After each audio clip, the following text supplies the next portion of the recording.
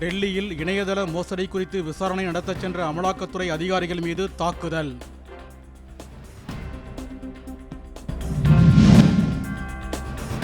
மகாராஷ்டிராவில் அடுத்த முதலமைச்சரை தேர்வு செய்வதில் தொடரும் இழுபறி.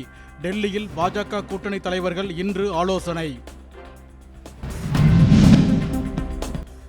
முதலமைச்சர் ஸ்டாலினை போல் பிரகாசமான அரசியல் ஞான ஒளி தனக்கு இல்லாதது வருத்தமளிப்பதாக மருத்துவர் ராமதாஸ் பதிலடி.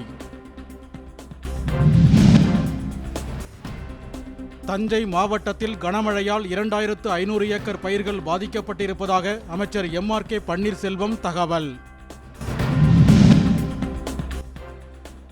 விருதுநகர் மாவட்டம் சதுரகிரி மலைக்கோவிலுக்கு 4 நாட்கள் செல்ல அனுமதி.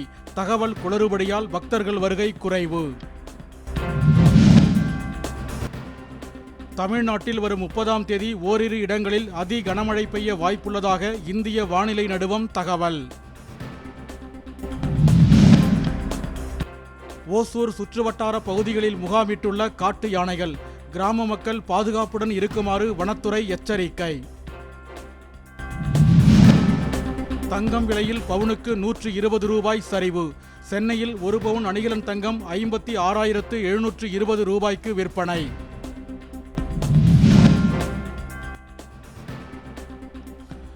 கையூட்டு பணத்துடன் சிக்கிய அதிகாரியை நெல்லை மாநகராட்சி பதவியில் அமர்த்துவதா? தமிழக அரசுக்கு அன்புமணி கண்டனம்.